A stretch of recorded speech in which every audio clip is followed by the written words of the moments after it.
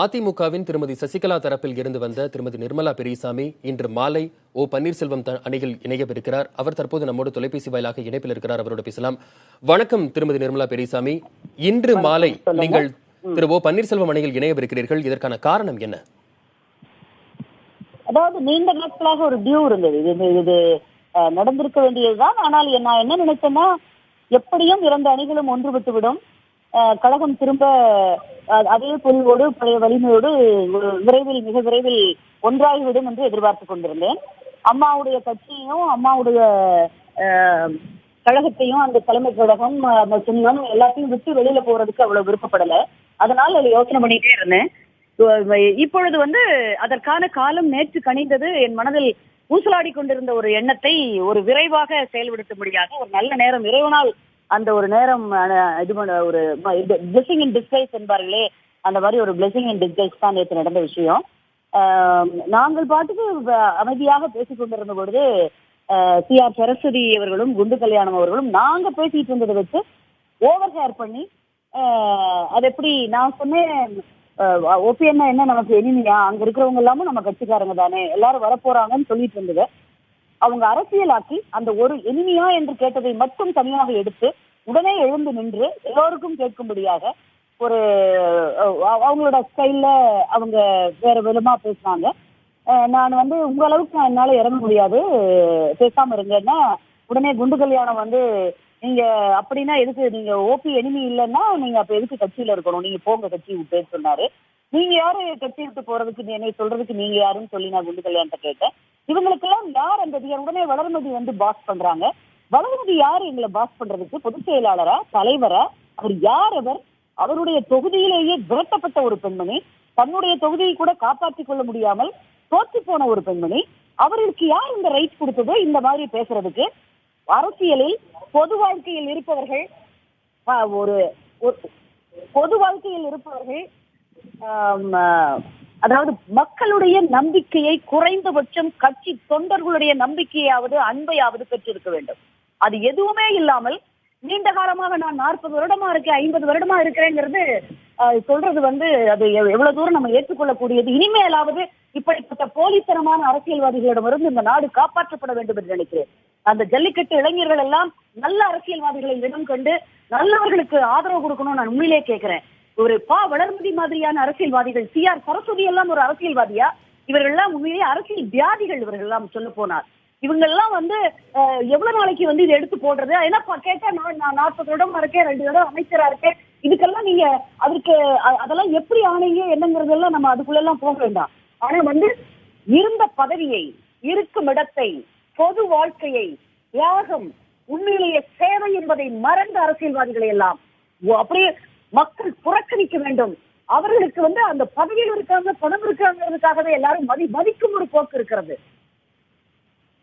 அந்த போக்கை எல்லாம் உண்மையிலேயே எல்லாரும் அதிலிருந்து மாறி நல்ல அரசியலை முன்னெடுக்கணும். அந்த ஜல்லிக்கட்டு இளைஞர்களுக்கு தான், நம்ம தமிழ்ச்சிகள் பெற்றெடுத்த அந்த தங்கங்களை தான் நான் உண்மையிலேயே நம்பி இருக்கேன். நல்லவங்களுக்கு நீங்க சப்போர்ட் பண்ணுவீங்கன்னு நான் நினைக்கிறேன். இது எனக்காக அல்ல, நான் அரசியலில் பணத்தை எதிர்பார்த்து போல. இது வரைக்கும் நான் ஒன்னும் அந்த மாதிரியான விஷயங்களுக்கு 30 வருட பொது வாழ்க்கையில் நான் செஞ்சதில்லை.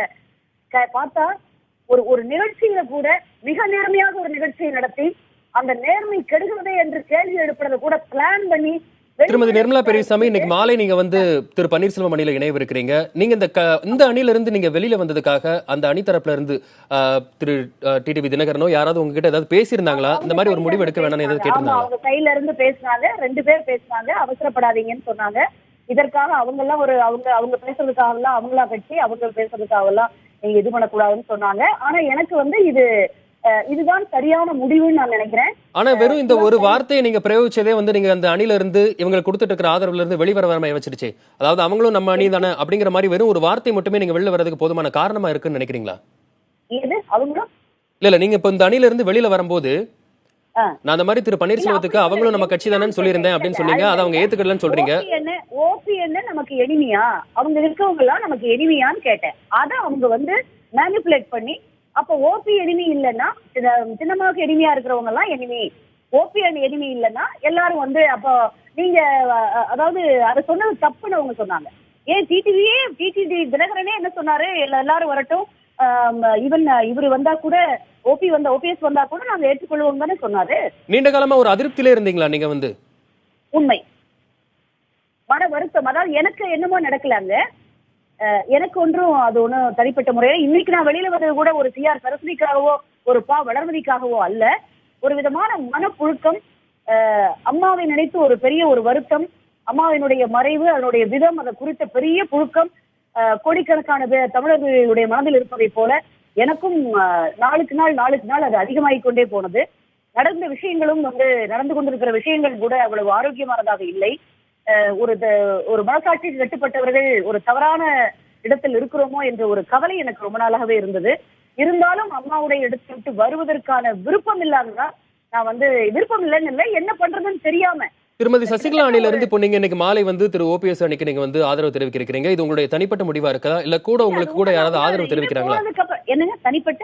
இது உங்களுடைய தனிப்பட்ட முடிவா இருக்குதா, இல்ல உங்க கூட வேற யாராவது உங்களுக்கு ஆதரவு தெரிவிக்கும் விதமா உங்க கூட யாராவது இணைந்து செயல்பட இருக்கிறாங்க? நிறைய பேர் சொல்லி இருக்கிறாங்க. அவங்கள நான் முதல்ல இன்னைக்கு நான் ஜாயின் பண்ணிருவேன். வெளியில இருந்தும் ஏன் மீடியா சகோதரர்கள் கூட சொல்லியிருக்காங்க, மேடம் நாங்கெல்லாம் கூட உங்க கூட இருக்கோம், உங்களோட தம்பி தான், நாங்கெல்லாம் விடாதீங்கன்னு. அதே மாதிரி இன்னும் கட்சியிலிருந்து கூட ஒவ்வொருத்தராக ஒரு 90% பேருக்கு மேல் இந்த மனப்புழுக்கத்தில் தான் இருக்காங்க. நீங்க எல்லாரும் நினைக்கிறீங்க எம்எல்ஏஸ் மினிஸ்டர்ஸ் எல்லாம் அங்க ஹாப்பியா இருக்காங்க, பதவிக்காக பணத்துக்காக அவங்க இருக்காங்க. ஒரு சிலர் வேணுமானா அப்படி இருக்கலாமோ தவிர பதவியில் இருக்கிறவங்க கூட இந்த ஆட்சியை விட முடியாது. என்ன செய்யறது, அம்மாவோட என்ன செய்யறதுன்னு தெரியாத மன தடுமாற்றத்துல விடவும் முடியாம இருக்கவும் முடியாம மனப்புழுக்கத்துல 90% பேர் அங்க இருக்கிறாங்க. எனக்கு தெரியும்.